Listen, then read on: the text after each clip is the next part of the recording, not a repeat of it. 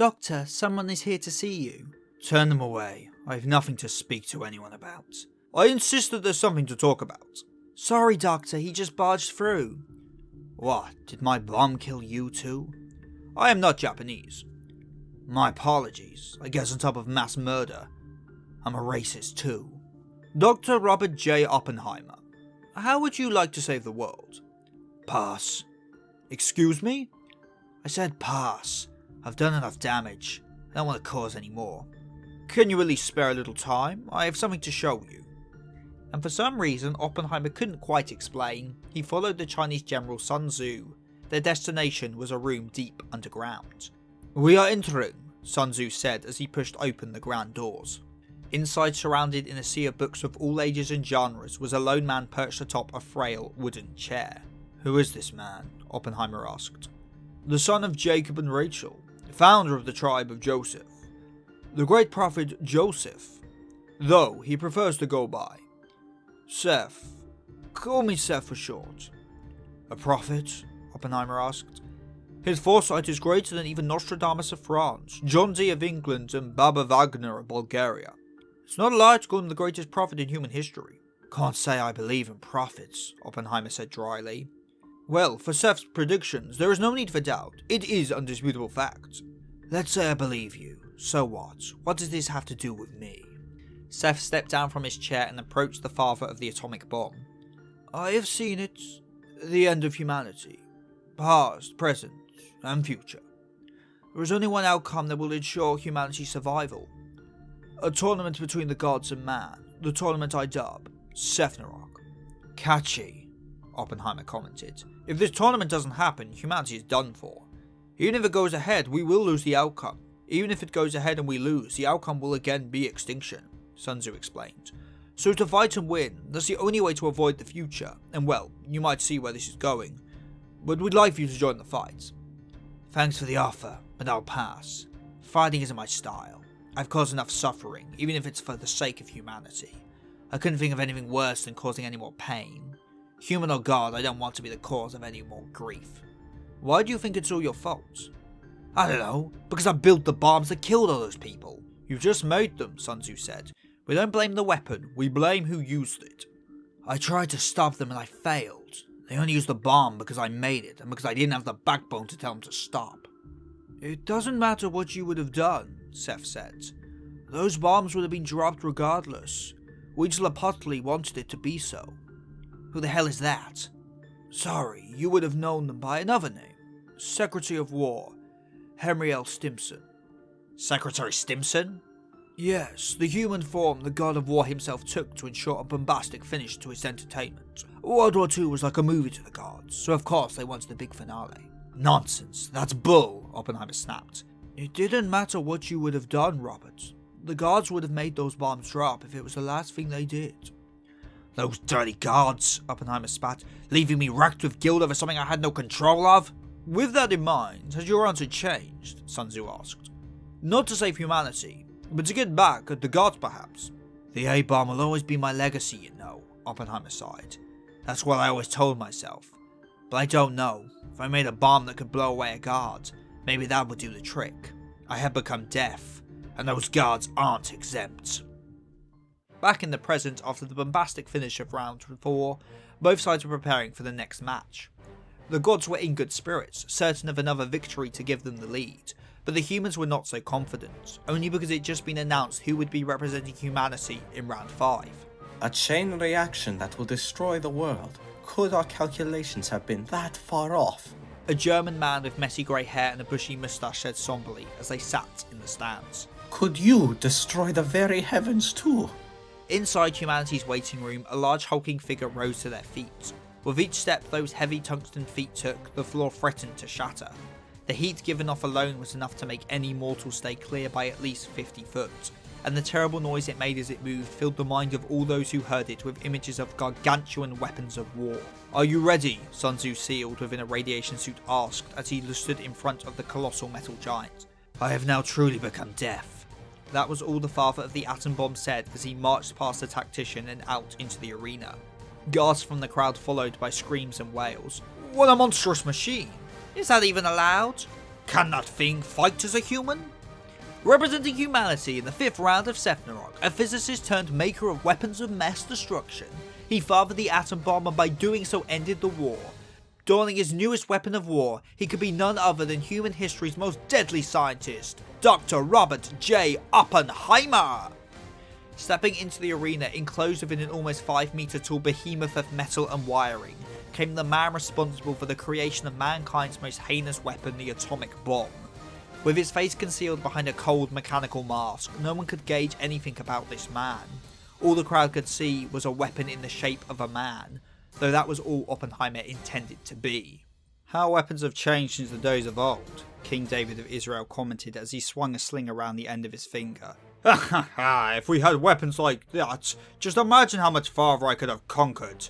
Alexander the Great, King of Macedonia, laughed. I thought I saw the worst war I could bring, but if I saw that thing marching towards my trench, even I'd at least consider retreat, Sergeant Alvin York of the US Army admitted. Even the gods who had fought wars in the heavens were stunned by the behemoth of metal. How far the humans have progressed, the first horseman of the apocalypse, Conquest, commented. They'd bring apocalypse onto themselves with that, the second horseman of the apocalypse, War, agreed. Hopefully before they bring it upon us instead, the third horseman of the apocalypse, Famine, stated. The fourth horseman of the apocalypse, Death, simply nodding in agreement to their brother's assessment. The eyes of the crowd, both mortal and divine, were soon torn away from the Iron Titan as a strong gust of wind blew all throughout the stadium. The origin of such turbulent winds could be only one thing, the giant wings of the serpent god. Like a river of emeralds, the body of a gigantic serpent descended down onto the arena from the heavens. Two colossal wings threatened to blot out the sun as the creature of biblical proportions touched down in the arena. With its body coiling around the edges of the ring many times over, it wasn't wrong to say this serpent was a little too big for this arena. But what god would be stumped by such a trivial problem? Changing their size in an instant, the god's miles-long body retracted and imploded till all that was left was a figure of average height. With colourful feathers decorating her body and the slit pupils of a snake, she was still very much the feathered serpent of Mexico, even in this smaller human form. And representing the gods, the deity who dares to challenge the man who became death.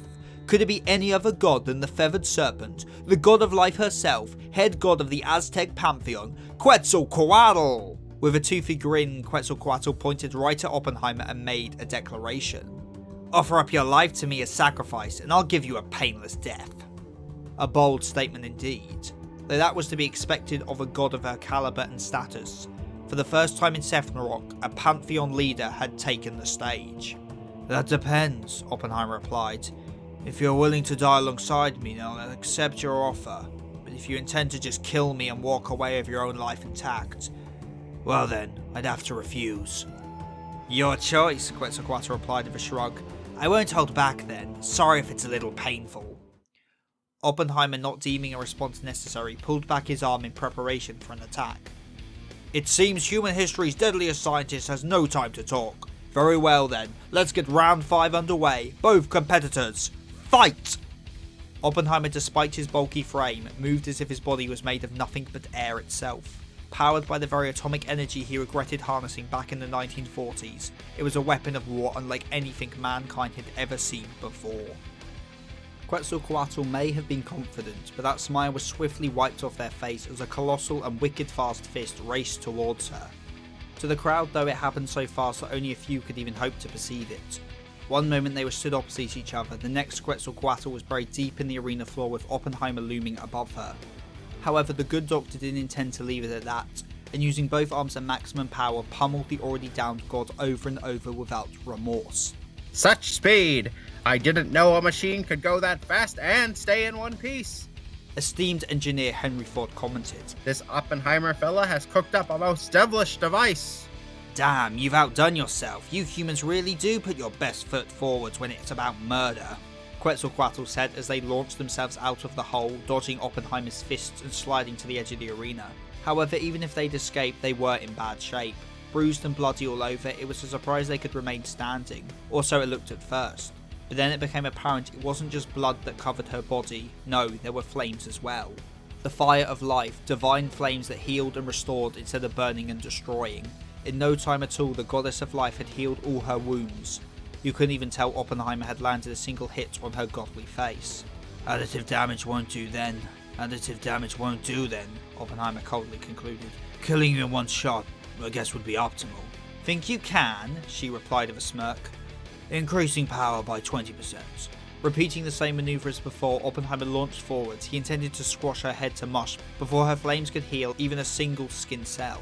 Don't expect to land the same attack twice. I already know you humans will do the same shit over and over. If you want to hit me, then you gotta try something else. I already have. Thin Man. Without warning, a missile rocketed out of the hole in the arena floor and collided into the back of Quetzalcoatl. And to only add to the situation, as the goddess staggered forward from the blast, Oppenheimer appeared in front of her, slamming her hard in the chest with another powerful fist. That cheating human! Talok, the Aztec god of rain, shouted in anger from the stands. They rigged the arena before the match! Truly are barbaric creatures. Quetzalcoatl, the Aztec god of night, scowled.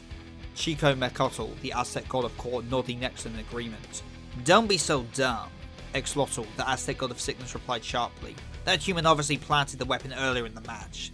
None of it will do any good. Look, Quetz is already healing from it.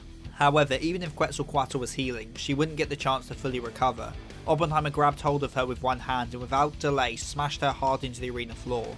Charging blue steel, launching in 3, 2... No chance! Quetzalcoatl snapped as they released a surge of fire, the flames growing to outrageous proportions engulfed both her own body and the mechanized armor of Oppenheimer. Even though it was built from heat-resistant metal, the temperature warnings of the suit were blaring in the doctor's ears. I can bear the heat, damn god, he replied. Blue steel, launch! The palm of the armor's hand glowed a hot red, and then a moment later a blast of energy ripped straight through the wall of flames and seared into Quetzalcoatl's flesh. That hurts! She roared in agony. Then stop resisting and you'll die quickly. With a draconic roar, Quetzalcoatl burned her flames even hotter, and this time it was just too hot to handle. Oppenheimer, knowing even a second longer would risk destroying his chances at winning this fight, withdrew. Rocketing backwards, the metal of his suit now visibly red from the heat. You humans sure know how to make the perfect tools for killing, the horribly burnt goddess spat as she slowly began to regenerate. Naturally, Oppenheimer replied. My sole purpose in this match is to kill you gods. It won't atone for my sins, but it will be at least one step towards making things right. So you want to kill me just to erase your own guilt? How very human, Quetzalcoatl replied. But I don't intend to make it that easy for you. Time I show you that us gods aren't as easy to kill as you humans. The flames around Quetzalcoatl's body that before had been healing her wounds were now up to something entirely different. Thick bony scales were forming across her skin, manifesting out of the embers, and a sword of solidified flame was forged by the conflagration. The flame of life did more than just heal, you see. It also gave birth to new life and new possibilities, evolving Quetzalcoatl to an even more battle-ready state. Weapons made on the fly won't hold up to mine, Oppenheimer commented as he pulled his fist back for another attack. We gods made you humans on the fly, you know. I guess that makes you all bad products. Sprinting forward, sword held back behind her, Quetzalcoatl closed the gap, coming into range of Oppenheimer's megaton punches, and as she expected, he unleashed his attack the moment he was able. All to plan, she thought, as she jumped into the air, the moment before he went to attack, and slashed down his arm from above, with the sole intent to cut it clean in two. But to the god's surprise, her sword had gotten stuck halfway. You gotta be Quetzalcoatl found herself unable to finish her sentence on account of her jaw being crushed and decimated by Oppenheimer's counterattack. What the hell is wrong with you? Quetzalcoatl snapped amongst the flames that flickered across her feeling face. You're like a killing machine. I told you my one and only goal here is to kill the gods. Stubborn, stubborn, stubborn. Why are you humans so stubborn? Always since the dawn of time. Not quite as long as the dawn of time, but a long time ago nonetheless, a meeting was held in the heavens between the pantheon leaders of the gods. Such great names as Zeus, king of the Olympians, Odin, leader of the Norse, Amun-Ra, supreme god of Egypt, Mesopotamia's Anu, king of all Anunnaki, and Lugus and Lux, king of the Celts, were in attendance. It was a meeting of such grand scale. Yet, in spite of its importance, one god found themselves tiring of all the discussion. The god of life and leader of the Aztec pantheon, Quetzalcoatl. Luckily for the feathered serpent, the meeting had but one more topic to discuss. Our final talking point before I can adjourn this meeting will be the state of worship among the humans, stated the Jade Emperor. Many of the gods in attendance scowled and huffed. I know many of you are unsatisfied with your diminishing number of followers, but we cannot help but praise those who are still worshipped by our creations. Who cares if some monkeys pray or sacrifice their virgin women? Spat Teshub, god of weather and leader of the Hurrian pantheon.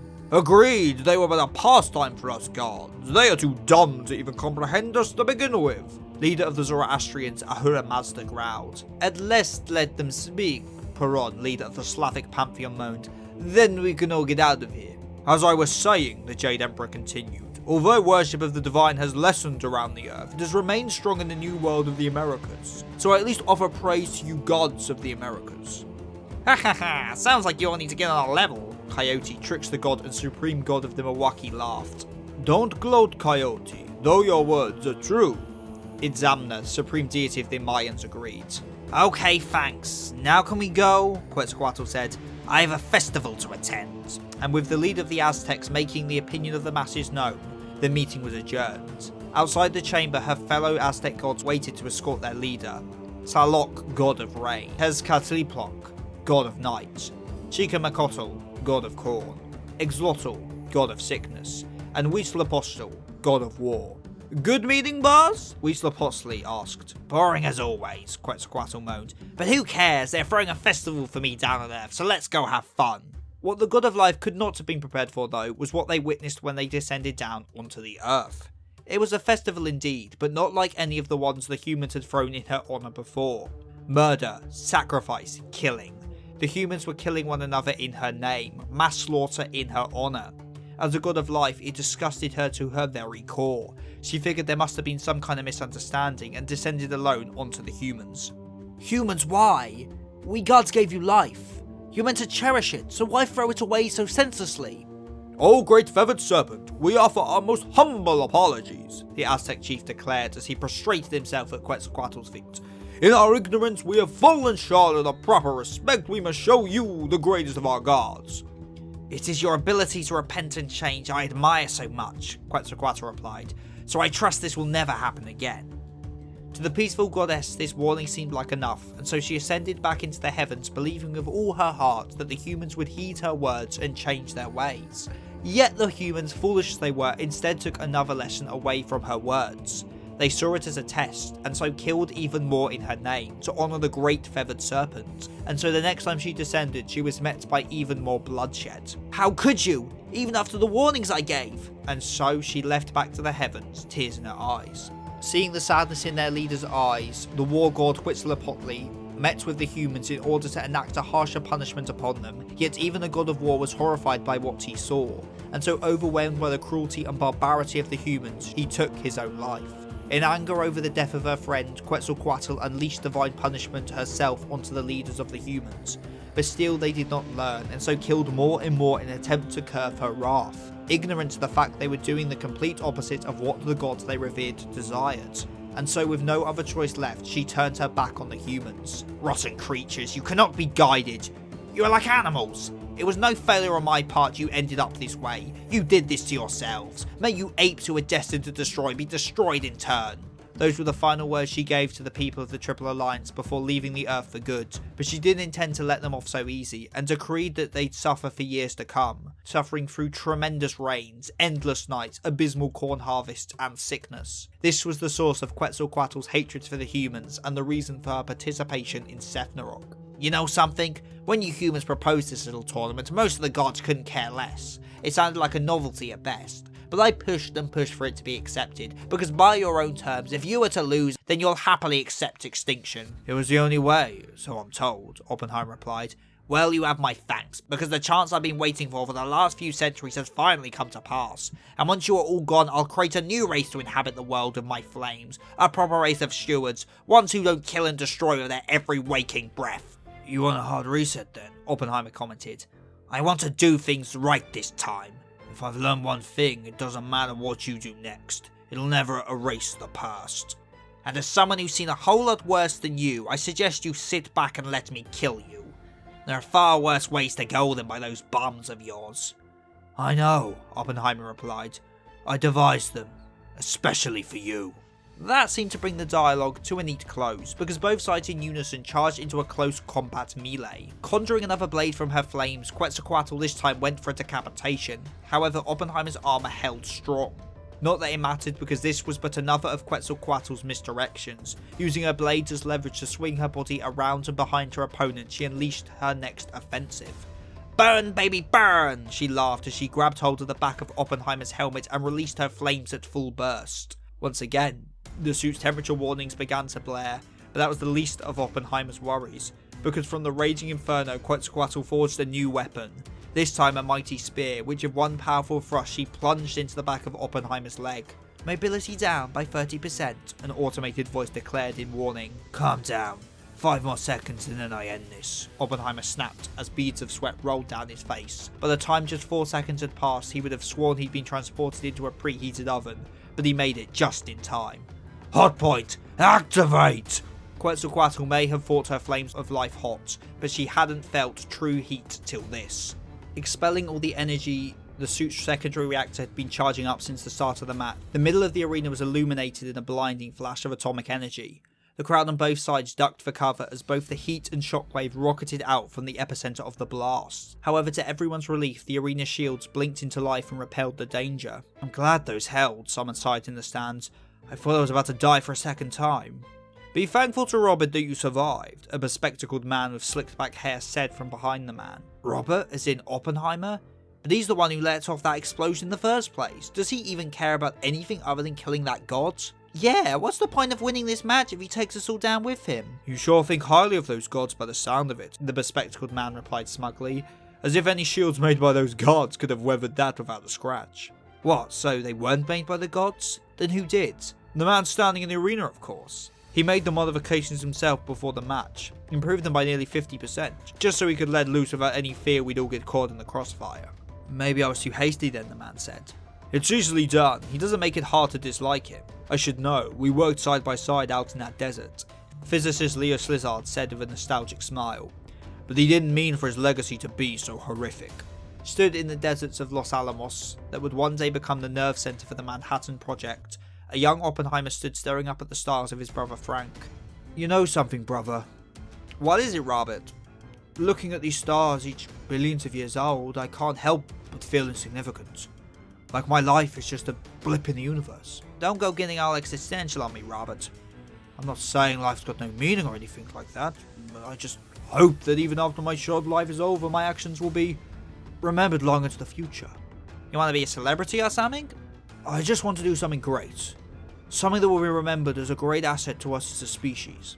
Then you better get to studying them, Frank laughed.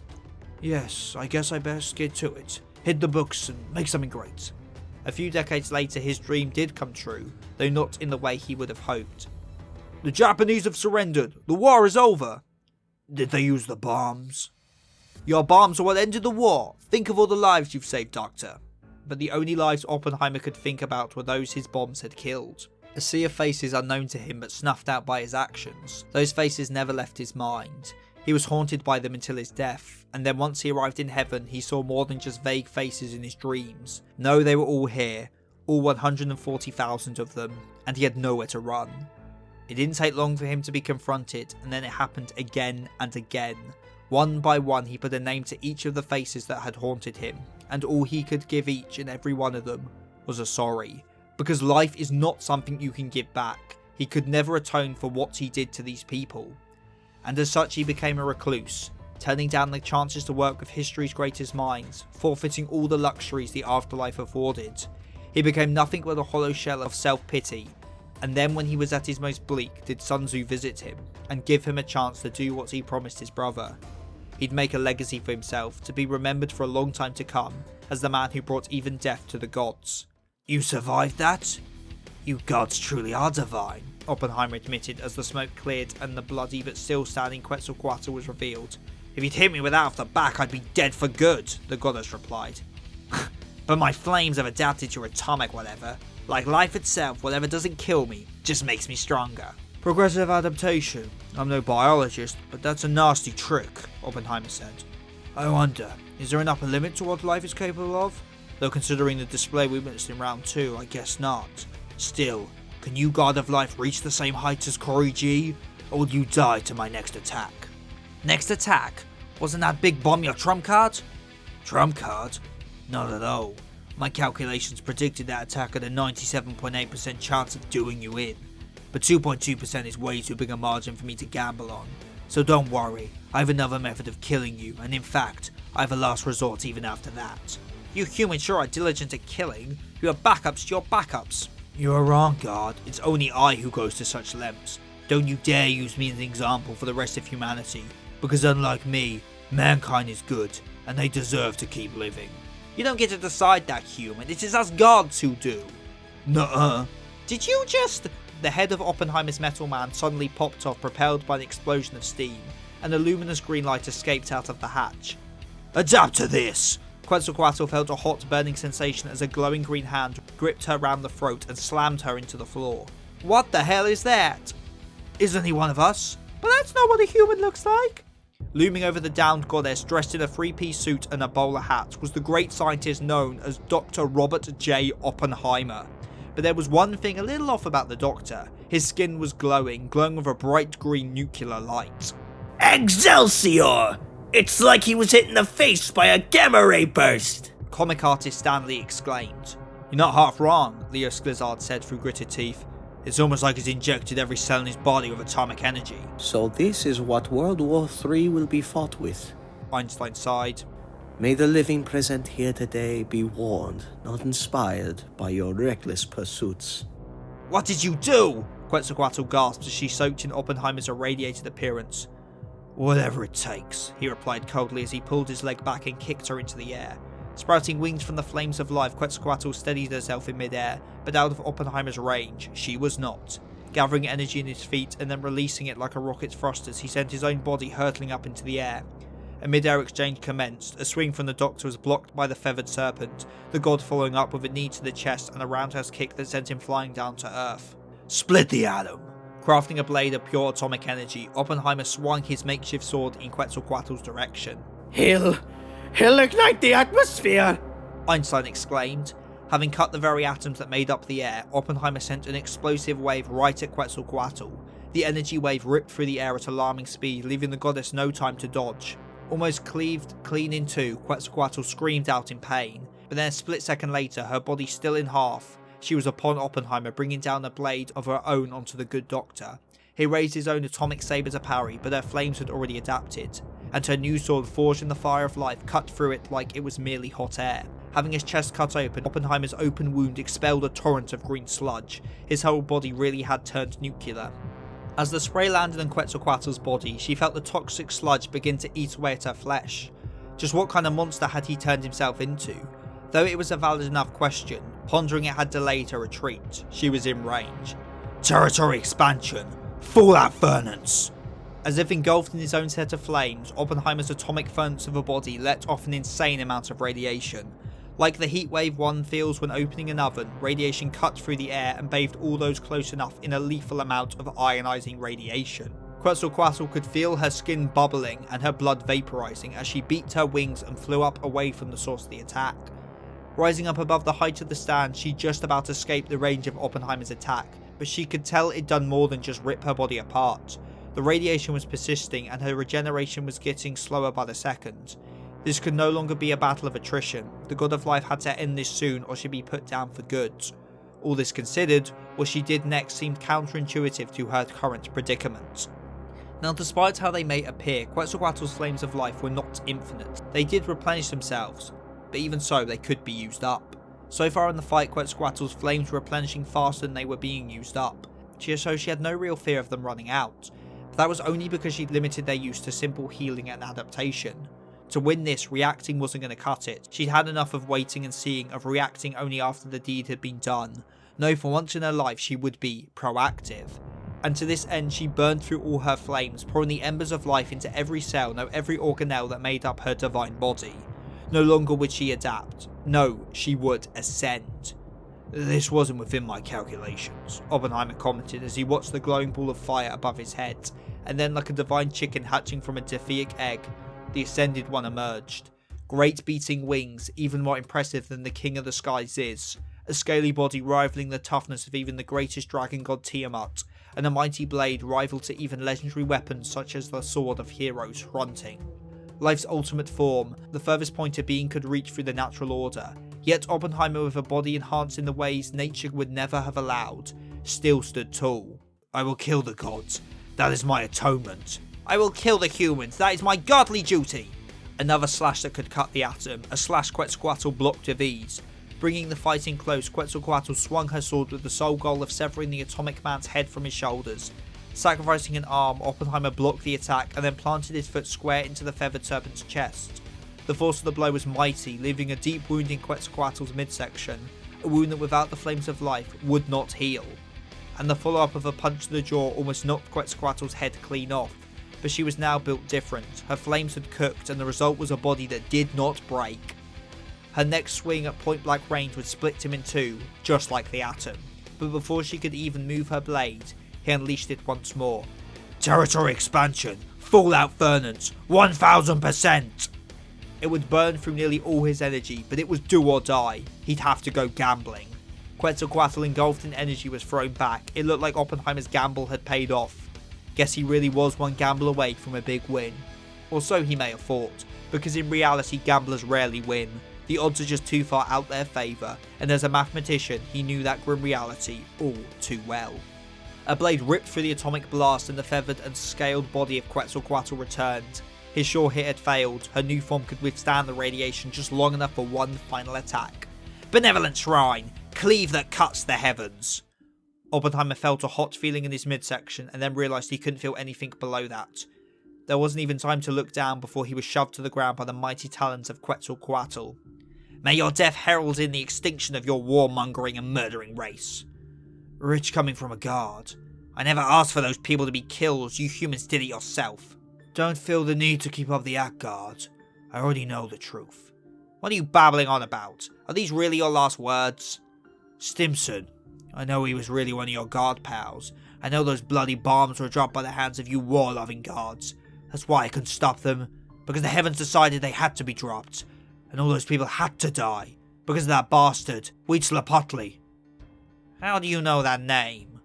I told you, I know the truth. He was there that day, posing as Stimson. He dropped those bombs. Quetzalcoatl was my friend, but he died long ago. How long ago? Quetzalcoatl just raised their weapon above their head. I knew it was too good to be true. But you know, even if it was just for a little while, it was nice to have someone else take the blame. To believe it was unavoidable. But it didn't make my shoulders feel that much lighter. All I wanted was to be remembered as a great scientist, you know. To be remembered for all time like you gods up in heaven. But instead I became known as death itself. You've lived a very human life, wouldn't you say? I'm very much human, and that's why even now I'm not satisfied. I know I won't change my legacy, but even if just a little, I want to be remembered for something else. As the man to kill a god. Quetzalcoatl had been a fool to let the scientists ramble, and so in an attempt to rectify their mistake, they brought their blade down, killing Oppenheimer in one mighty explosive slash. But the optimistic hope that killing the weapon maker would stop the weapon was just that. He was always 3 steps ahead. Brother, don't do this! Don't be remembered for this! But Frank's words fell on deaf ears. The discarded suit of armour lying on the other side of the arena glowed for a split second and then detonated. Quetzalcoatl had no chance to escape. Their fate was sealed. Even the god of life could not escape the man who had become death. The entire arena was engulfed in a fire explosion, the primary reactor packing a punch so powerful it threatened to rip apart the shields that had stood firm against the previous explosion. But of course, they held. Oppenheimer's goal was simply to kill a god. He never would have done anything that risked the life of even a single human being. Both sides were silent for some time. What was there to be said? The match was deemed a draw. The whole fight pointless in the grand scheme of things. Nothing but a senseless waste of life. The only one with anything to say on the matter was a man who Oppenheimer may have once called friend. Did you get what you wanted, old friend? Einstein sighed. Because from where I'm sitting, it appears you solved this problem with the same thinking that created it. Up in the human stands, 3 figures sat, one armed with a bow, another a sword, and the final a Bible. Weapons and war sure have changed since our time, the swordsman said. It's always been ugly, the archer sighed. May it one day come to an end, the holy man agreed. Excuse me, oh heroes of Britain, is your leader anywhere around here? Sun Tzu asked. Isn't he meant to be in his waiting room? The archer asked. Evidently he's run away, the swordsman sighed. He will turn up, the holy man laughed. But he is fighting next, we must find him. Don't worry so much, the swordsman laughed as he slapped the strategist on the back. He may be a coward, the archer said, but he will always show up when he's most needed. That's just the kind of man he is.